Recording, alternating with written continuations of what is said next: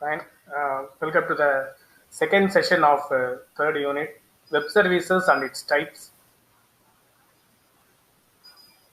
So here we are going to see the types of web services in aspect in which environment we can use the corresponding types of web service. What are all the support we have to implement and consume this web service, right? So these are all things that we are going to discuss today. So recapping with the previous session. Okay. So what are all the communication channels available for a web service? How we can communicate? How the web services will communicate? That is their question. So what would be the best option here? You can post it in the chat. Either A and B are options are going to be same one, right? A and B options are going to be the same one because they are going to talk about on HTTP. SOAP. So we have discussed something on SOAP, right, in the last session. So based upon that idea, could you able to convey what could be the best option? Any options in the chat? No options. You can put your answers in the chat, right?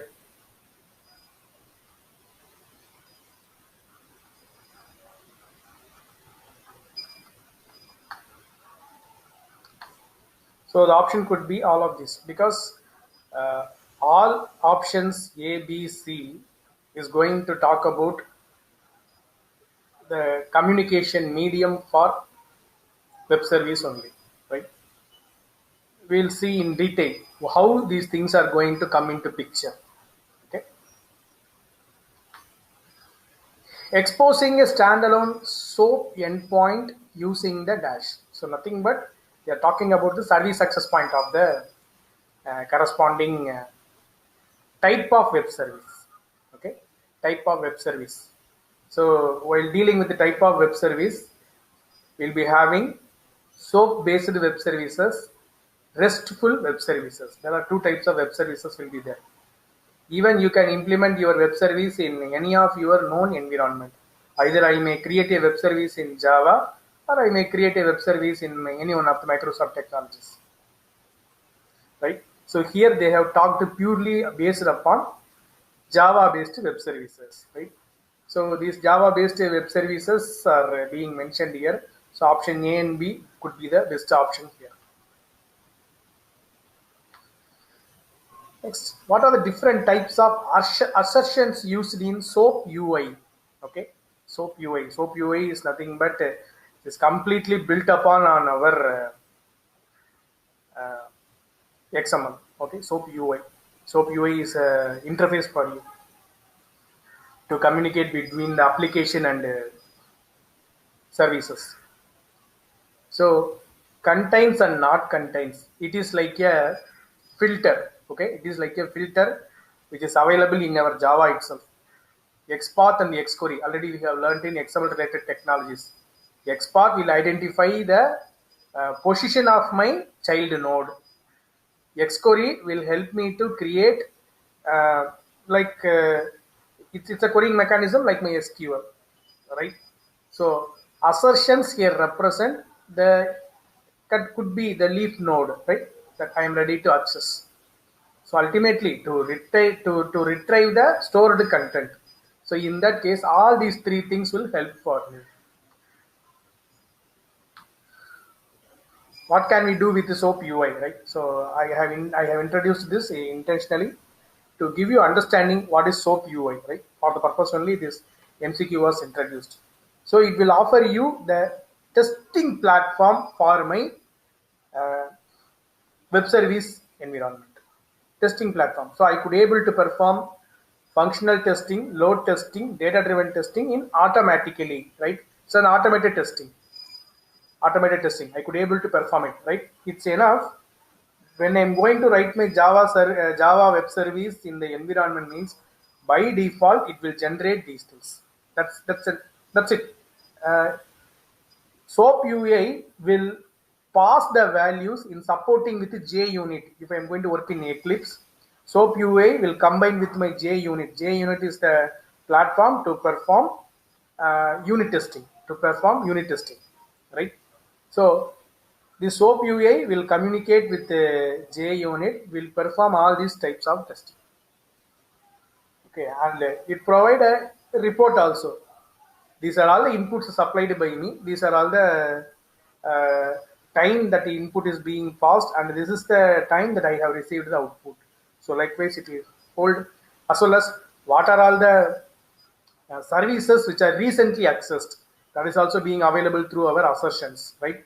It is having a separate interface. I will show you. So that the interface through that window, I could be able to locate my services also by our UDDI. Okay, so SOAP UI is having this feature. So primarily it is used for testing. Second thing, it is ready to give me a log report. Third one, it is ready for helping me to locate services also through the assertions. Assertions are nothing but built-in services and stored services which are ready to view for me, and I could be able to consume and use it. That's what the idea, or these are all the features of SOAP UI. Groovy script, right? So this also I want to introduce here. These are the terms that you must know when you are going to work with web service. In those initial days, how people have worked, currently how they are working with. So you must know the history as well as you must know the upgrade, what you have, another thing. This Groovy script, which it is purely like, or it completely inherits the features of Java, right? Exactly, you have to write like this only. The class name, what you will give, as well as the corresponding main method that you will give. Then inside that you will write, normally if I want to print a name, system.out.println. Instead of that, what I will do, I will write println of RIT. So likewise I will give. This could be the basic syntax of the Groovy script. Okay. So what could be the ultimate aim of this Groovy script is, it would be used like my JavaScript, how I will be working with my XML, right? It will help me for event handling, right? Likewise, this Groovy script will help me for event handling. Why specifically that I have used Groovy script means, JavaScript is purely based upon browser friendly, right? Browser friendly. When server centric tasks are going to happen, the role of JavaScript will be minimized because it is browser enabled and client side validation, right? For server side scripting, I can move for servlet JSP, right? But these people will give me some LOCs to be more, right? As well as I have to learn new things on that.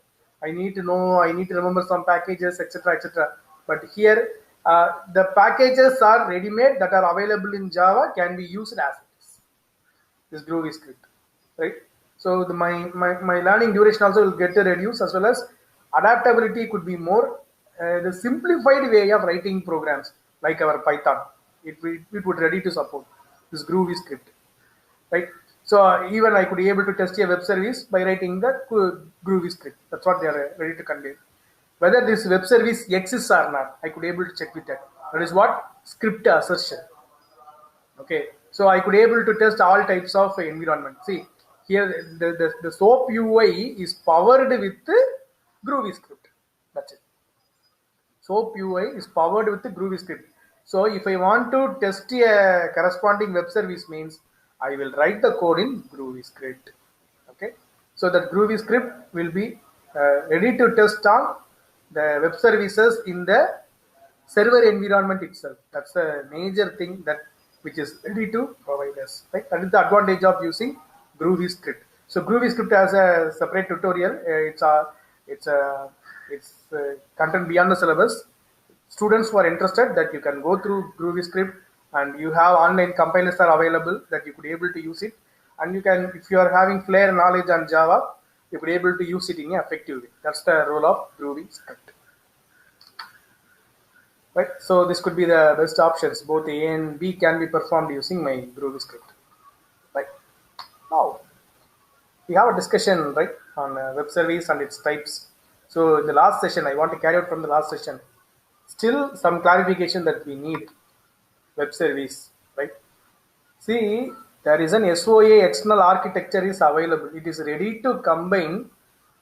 It is ready to combine all types of services in a heterogeneous place. That's it. Company A is having a web service. Company B is having a set of web service. Company C is having a set of web service. See the right side, left side, and bottom. Three companies are there. They are having their own web services. While they are going to deploy in the company D, that is the client side, the software that the client side is going to use all these three web services, and these three web services could communicate with each other and give a single task, right? Whatever the functionalities. I am not going to implement or deploy any software in the company, right? I am going to give them a URL, that's all. Through that URL, they are going to access their software. That's it, right? How that software is going to work? It is nothing but an SOA framework which is being laid down on completely on web services being collected from company A, B, C. Some customized framework. I am, for example, I am using only one web service from company A, one web service from company B, two web services from company C. These four web services are enough for this software. So by combining these four web services, I am going to give them a single URL for company D. Through that, they will access and work. Right? That's all. For them, we have given them software. That's enough. But at the back side, how it is going to work? At the rear side, how it is going to work? How these web services will communicate with each other. Right? The role of SOAP will come. How the web services will identify each other. The role of UDDI will come. Okay? How the web services will communicate with each other in terms of security. SOAP will come into picture. So these three elements that what we have seen yesterday, SOAP, UDDI, WSDL, these three people will play a vital role on these things regarding web service identification, discovery, accessing, consuming, data transfer. Everything will be taken care of by these three people alone, right? So these three things are being configured in our SOA platform. To represent that only, these things are there. But company D, for company D, it is completely abstract. They don't know that these many number of web services are combined to give you a single software. It's completely abstract because using a single URL only that they are going to access. So that could be the case regarding the clarification of web service further. Okay. So again, I want to get into you something to understand further. I think this diagram is very famous during 2015, 14-15, because that is the time IoT is very famous. 2014-15. Even some of our IT alumni have performed a project, Smart Helmet, nothing but using IoT and using some web service, and they did those things, right? So you could able to see that in the experience APIs, you could able to see in the top, all those things are devices, right? All those things are devices completely, and you could able to see at the bottom, you could able to see everything in terms of software and hardware, right? Software and hardware, which are, I think I could, otherwise I could able to convey in this way, right? These are all processing engines, right? Which are available at the bottom. How this processing environment is communicating with my devices. This is the term that we have seen as a principle in SOA. Service composition. The process of mapping process with the service. That is what service composition.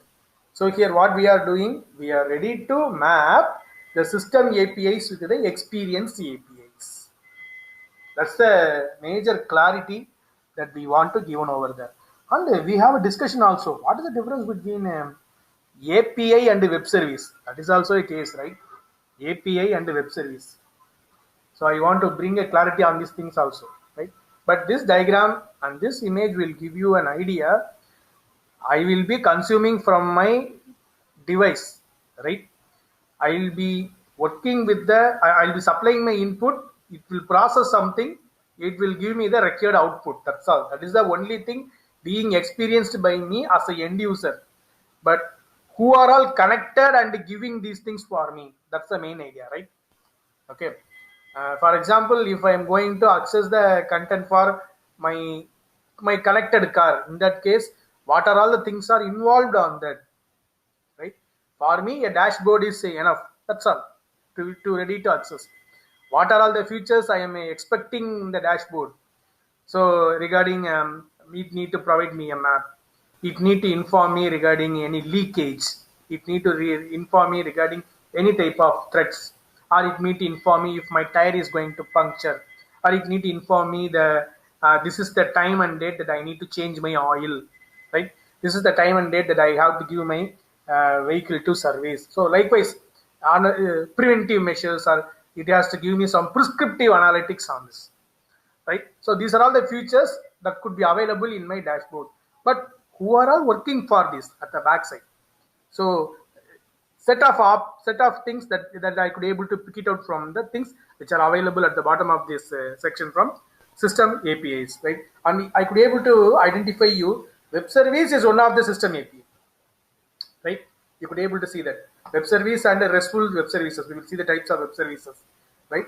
So these people will help me to access this service in an abstract manner. I don't know where it was, right? How they are communicating with each other and composing the connections happening between these people. For example, Audi have their own cloud of softwares. Assume that we are having some ready-made SaaS apps for Audi. So in that case, that apps will ready to work for my dashboard.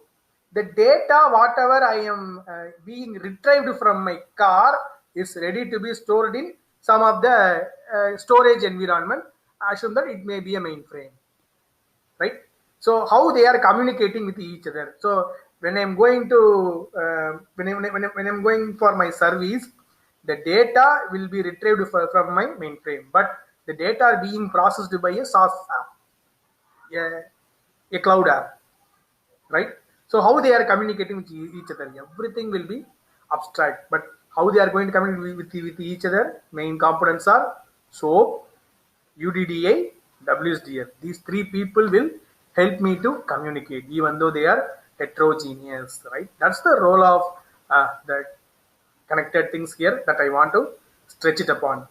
Web service is the thing that we are using, right? And we are people are going to scrap it soon because microservices are entering into the field. Next generation of web services that I want to convey about that, right?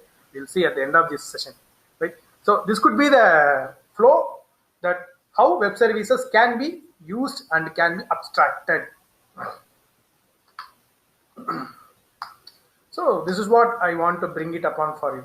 What is the difference between API and the web service, right?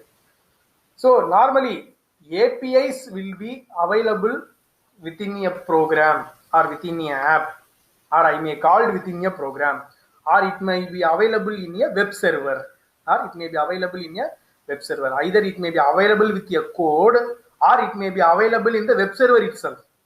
This is what API. But what about a web service? Web service will be available only in the web server. IIS is the web server for my Microsoft.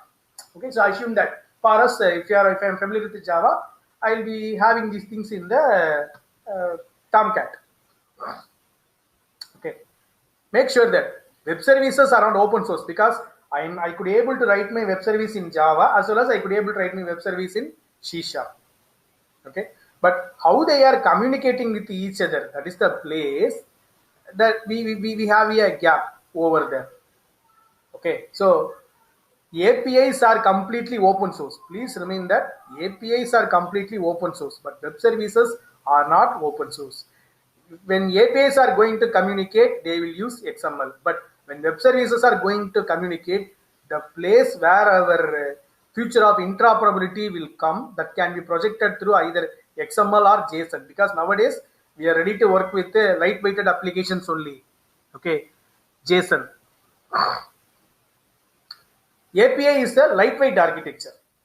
Web services are not lightweight architecture because they require SOAP to send and receive network data. Okay, what is this lightweight architecture? It is ready to communicate with my phones easily, right? Mobile devices, not only mobile devices, any devices which are portable. In that case, APIs will be help a lot.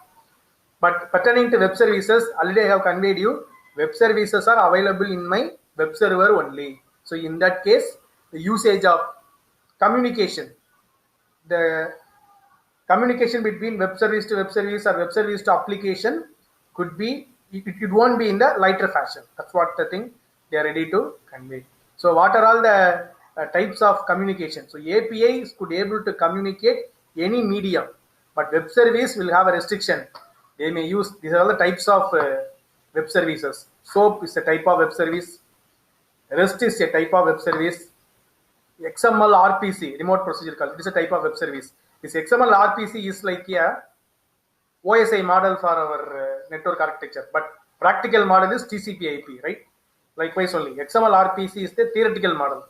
SOAP and REST are practical model to be implemented over XML RPC, right? So that is the thing that you need to remember.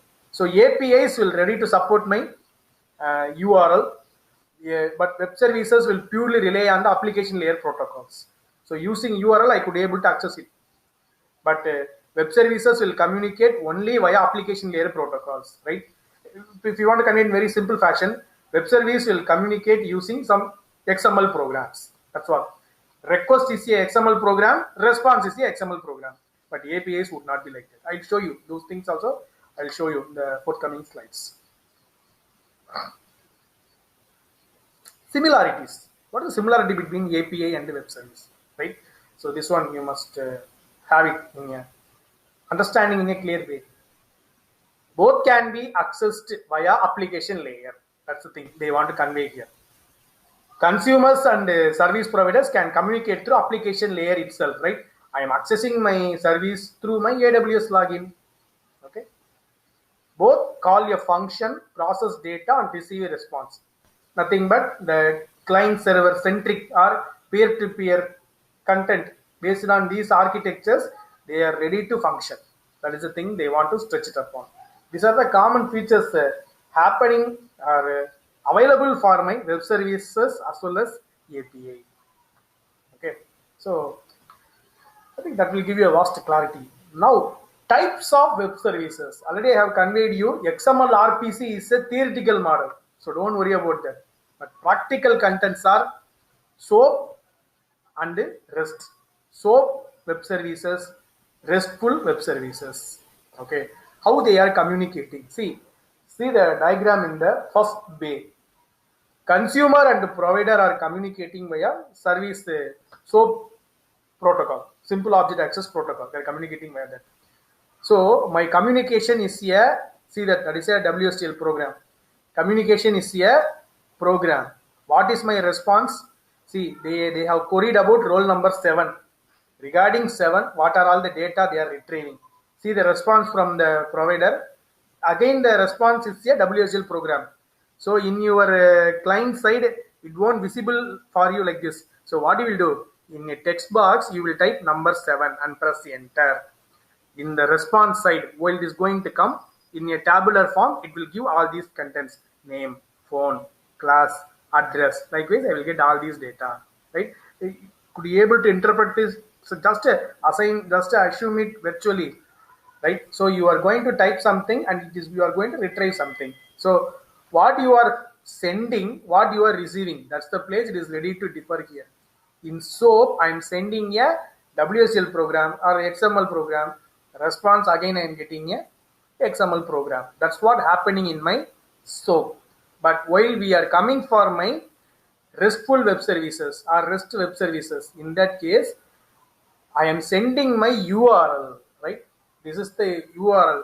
See that the complete website name / the particular domain / the particular web service / parameter to be passed.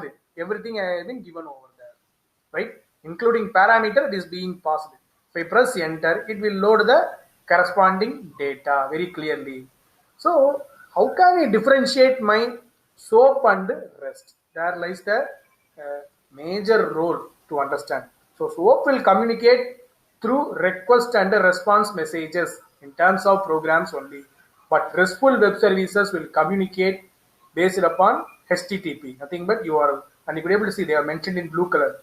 Either they may use a post or get method, right? What we have seen in our servlet. So what could be the major difference between REST and SOAP, right? REST is a software design or it's a software architecture, but SOAP is a protocol. And again, I want to tell you, SOAP is a standard actually, right? It is being it's claimed by W3C, right? But REST is not a standard. Okay, it is having some set of APIs, but I could able to use it. Okay, so that's the important thing that you need to focus upon. Okay, so here you could able to work with the applications directly. Okay, but here it would not be like that. You can work with some modules of the application directly on REST, right? That will increase your risk of security. So that's the major case. REST. Anyone can see the transaction. That is the major case.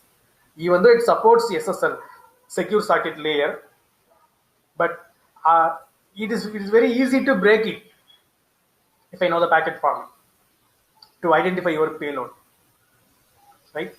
And heterogeneous communications, that means a web service in Java, another web service is in C#. While they are going to communicate, REST will end in ambiguity. It will take time to access and consume the web service, or will take time to communicate the corresponding content. But SOAP has a standard communication using XML, right? C# data will be converted into XML data. XML data will be transformed on the channel. XML program reached the destination.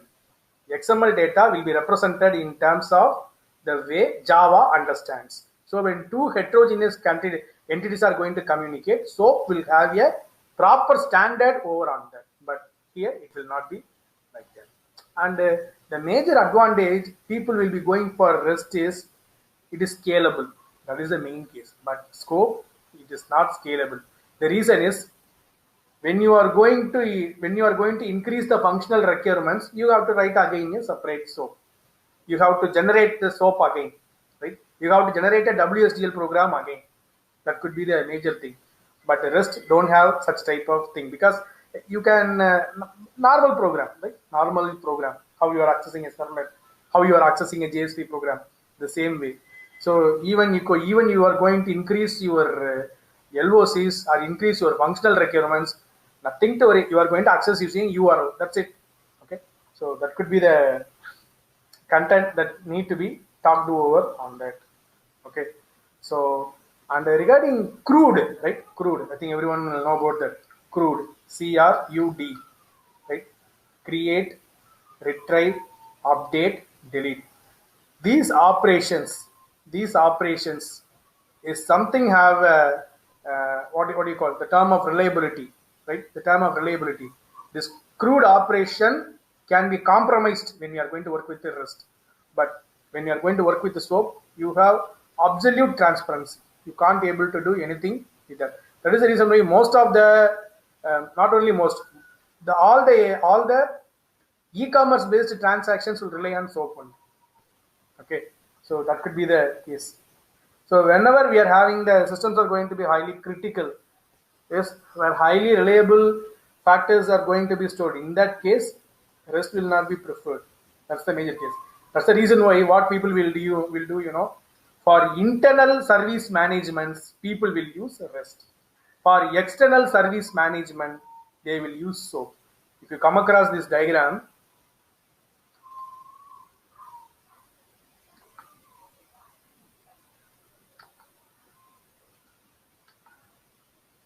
here, when internal services are going to communicate, they are ready to allow to use with our REST. But when company A with the company B, if they want to communicate, they will go for SOAP. That could be the major case. But you have the privilege to access to communicate between A and B via REST. But it is something we have issue with security. That's the reason why. Because passing a number directly and getting the data directly like this would be a tough job, right? Even I think you when you're going to type your username and password on a servlet page, you could able to see in the bar once you press OK. For mobile banking websites, you could able to see. For internet banking websites, you could able to see. When I'm going to type my username and password, it will create some dual token on the status on the address bar. You could able to see that login equal to and symbol, password equal to. It will ready to supply the parameter in a encoded token, right? So that can be once if you know the algorithm, it's very easy for us to break. That's the reason why people are suggesting to work with REST-based services only on the reliable platforms within the known environment. But SOAP can be used globally. This could be the architecture that I want to differentiate between SOAP and REST. So how the applications are going to communicate with each other. It's like your layer, right? Start from here and end from there. So like we say, could be able to communicate. Through application layer protocols, both of them will communicate in that no issues, right?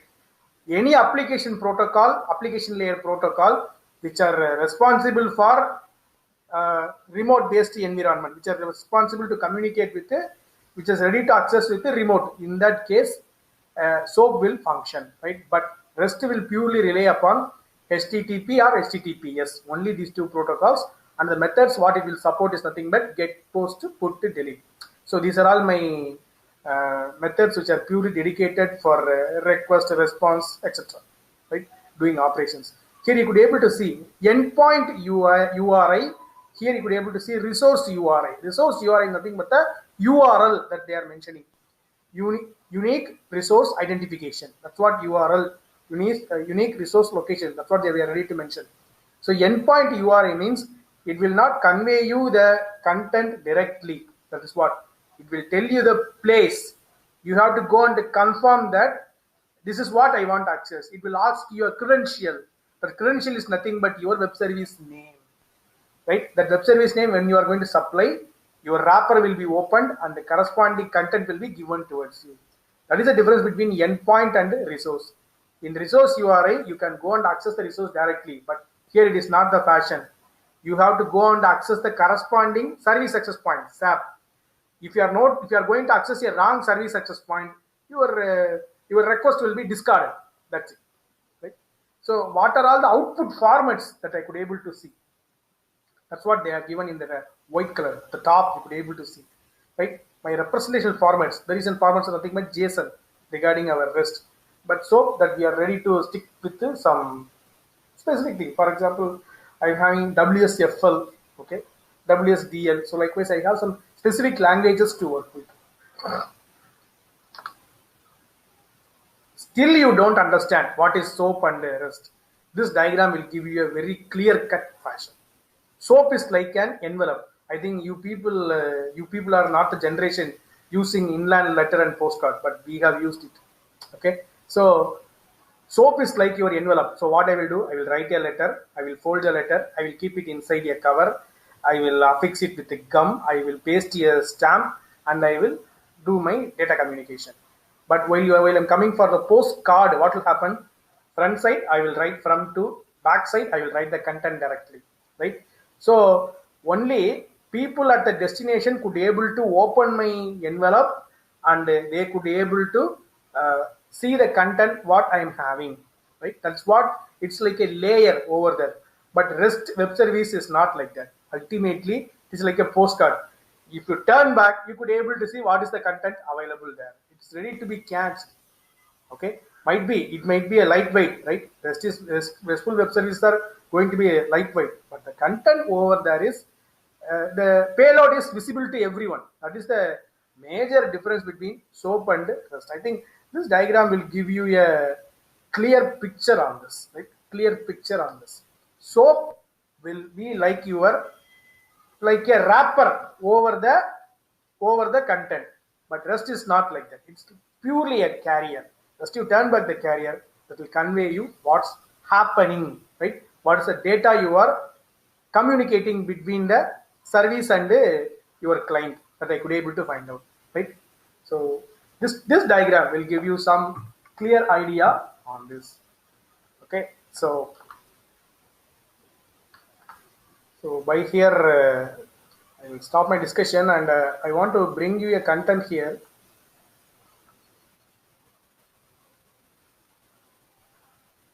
Yes, regarding this IoT based contents, right? Just design a web service that is ready to be accessible for your mobile, right? Since you people have already completed your mobile application development lab, if I assume, if I'm not wrong, you can try to create a Java web service, because most of them are having Android mobile phone only. So just to create a Android web service, a Java web service that will convey the current temperature. It is available ready-made somewhere else, right? Already a web service will be available in your phone also, right? You are going to write your own, or you are going to pull up your own web service. Already the model what you are having, the phone what you are having, the device what you are having has its own API, has its own web service. When you are going to place the corresponding web service, check that the web service brought in by you is communicating with the web service which is already available on the phone, right? Otherwise, this is a way to test the web service. Second thing is change the local time. Okay, change the local time of the web service, because it will work purely based upon that. So instead of keeping your network operator's time, just you change your conventional time. So set it for some other country's time, and download the download your own web service. Now make it ready to communicate. How they are communicating, there will be a time lag. So in that case, how they are communicating with them and correcting their local time, right? That is also a way how they are communicating. Okay, when your mobile is going to link with Android Studio in the part of your AVD, ultimately it will convey you. There will be a miscommunication happening between web services. It will be exhibited in your Android Studio in terms of a yellow color triangle with an exclamation mark. Will tell you that some web services are malfunctioning. It is ready to protect you, right?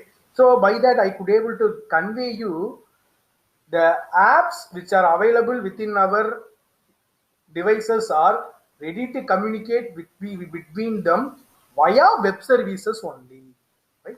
Via web services only. That could be the main thing. And again, I'll insist you on that. That is communicating via RESTful web services only, right? That's the major thing. RESTful means representational state transfer. That is what RESTful. Representational state transfer. SOAP, simple object access protocol, right? So that's the case that I want to bring it upon here. If you have any clarifications, you can post it upon that.